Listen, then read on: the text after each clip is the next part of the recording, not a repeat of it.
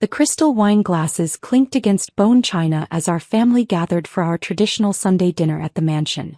I adjusted my simple black dress, feeling out of place among my sister Katherine's designer outfit and mom's pearls. My laptop bag containing 5 years of quantum research sat heavy beside me. "Victoria," Dad began, swirling his bordeaux, "we need to discuss your research funding." I paused, fork halfway to my mouth.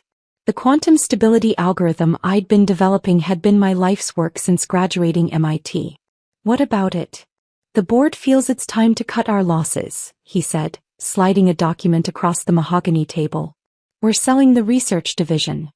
Katherine smirked behind her wine glass. "Finally. That basement lab was embarrassing for the family name." "But we're close to a breakthrough," I protested, my heart racing. "The quantum stability tests are showing promising results. Promising isn't profitable," Dad cut in. "Maxwell Industries needs certainty, not theories. I've already arranged the sale to Global Tech."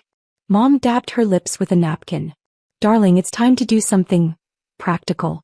Katherine's division is bringing in real revenue. By copying other companies' innovations," I muttered. "By making money," Katherine shot back. "While you play with your equations in the dark." Dad pushed the papers closer. "Sign the transfer documents. Global Tech is offering $2 million for the entire project." $2 million.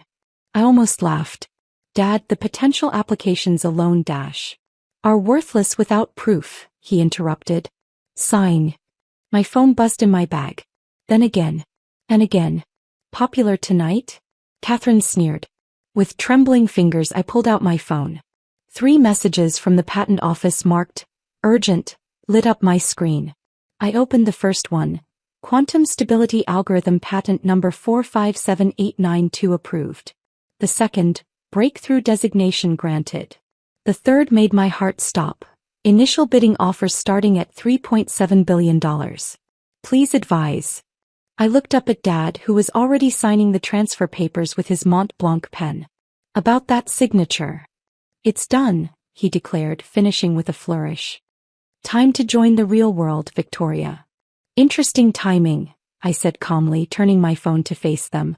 "The patent office seems to disagree about worthless theories." The pen clattered from Dad's hand, leaving an ink stain on his pristine white tablecloth. Katherine's wine glass froze halfway to her lips. Mom's fork hit her plate with a sharp clang. 3.7. Katherine choked. "Billion," I finished. "Not million. Billion." I stood, gathering my laptop bag. "And that's just the starting bid." Dad lunged for the papers he'd just signed, but I was faster. "These," I held up the transfer documents, "are worthless. The patent's in my name, not Maxwell Industries. I registered it privately last week." "You can't do that," Dad sputtered. "The company funded My personal trust fund funded it," I corrected. "The one Grandma left me.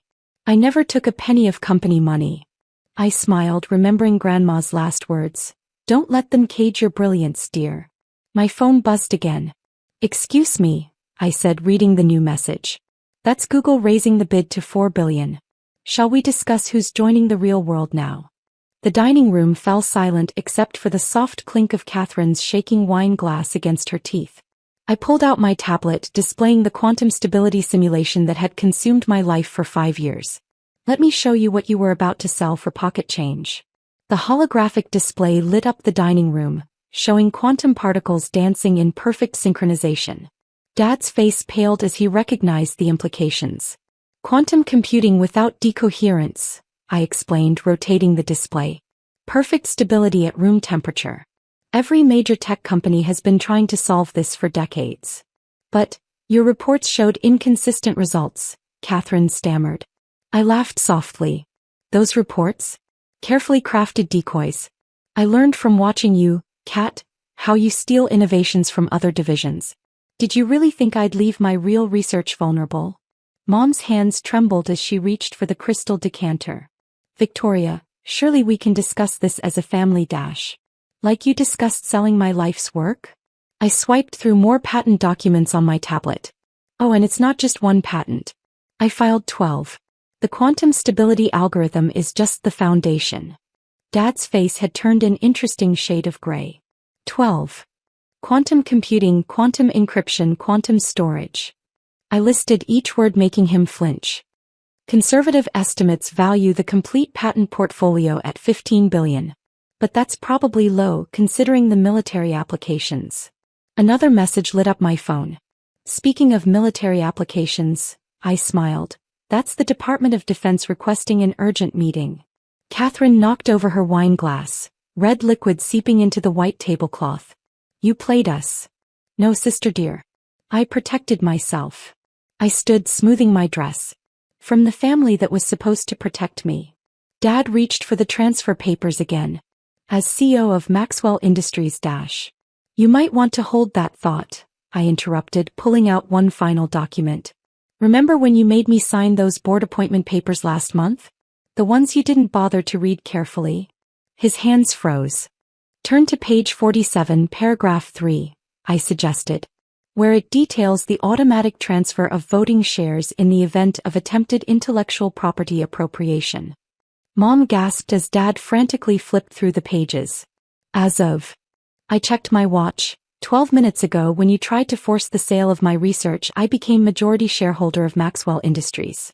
The sound of multiple phones buzzing filled the stunned silence. The news was breaking. Now then, I placed my napkin on the table. I believe my first act as controlling shareholder should be calling an emergency board meeting. Dad, you'll want to prepare your retirement speech. I gathered my things, pausing at the dining room door. When Katherine, clean out your office. Your history of corporate espionage is our first agenda item. The setting sun cast long shadows through the windows, highlighting the chaos I'd left on the dinner table. Spilled wine, scattered papers, and shattered illusions. My phone buzzed again with another bid. But I was no longer interested in selling. I had bigger plans for my quantum revolution. And this was just the beginning. The Maxwell Industries boardroom hummed with tension the next morning.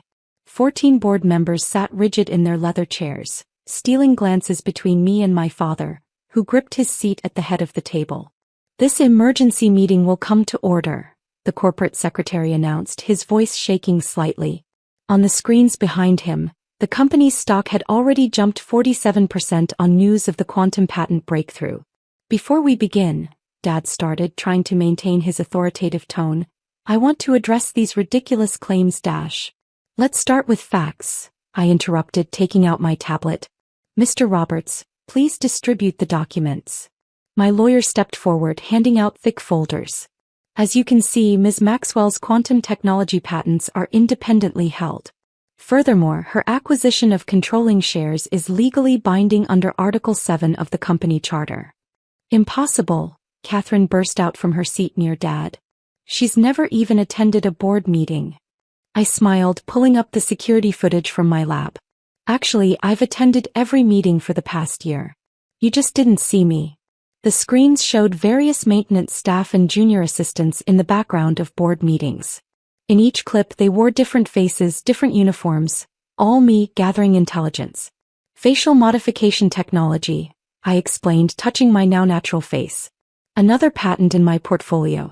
Amazing how invisible you become when people think you're just serving coffee. Dad's knuckles whitened on the armrests. The board won't stand for this manipulation. The board, I cut in, might be more interested in this. I clicked to the next screen, showing detailed records of Katherine's corporate espionage. 5 years of stolen innovations, buried researchers, and destroyed careers. All to maintain the illusion of your precious innovation division. Katherine's face drained of color as her crimes filled the screens. Ms. Maxwell, Mr. Chin from the audit committee spoke up. What exactly are you proposing? I stood, walking to the window overlooking the city. Maxwell Industries was founded on real innovation, by my grandfather. Not theft, not intimidation, but genuine breakthroughs. I turned back to the board. I'm proposing we return to those principles. My phone buzzed again.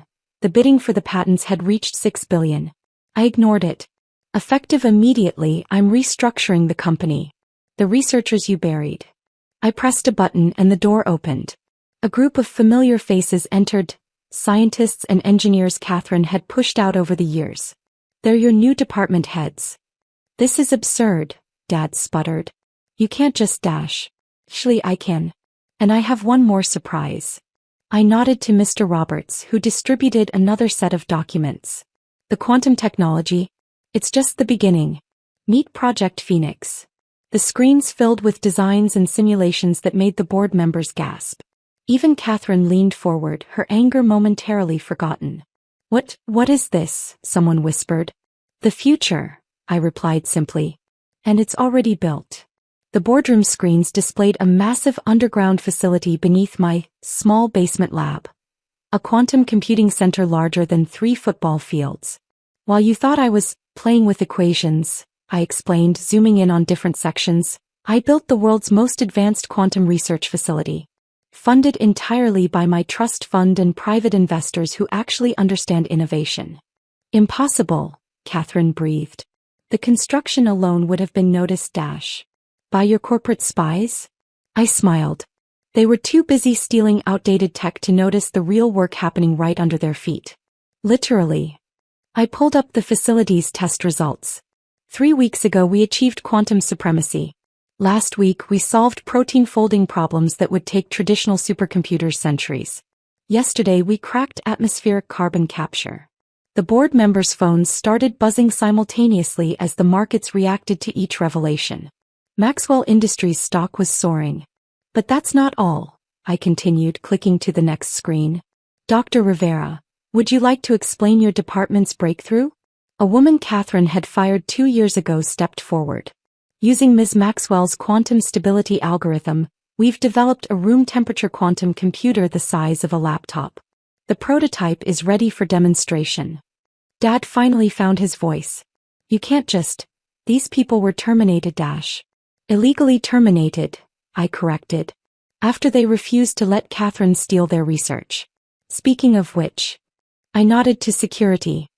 Please escort my sister to her office to collect her things. The FBI's corporate fraud division would like to ask her some questions. As Katherine was led out, screaming about family loyalty, I turned back to the board. Now let's discuss the real future of Maxwell Industries. Dad, you might want to take notes. It'll be your last board meeting. Mr. Chin raised his hand.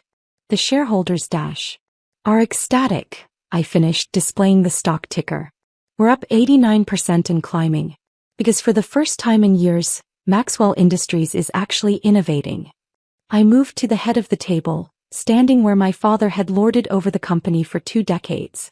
Project Phoenix isn't just about quantum computing. It's about transforming this company back into what my grandfather built. A true technology leader. Dad stood shakily. You planned this. All of it. The patents, the shares, the facility.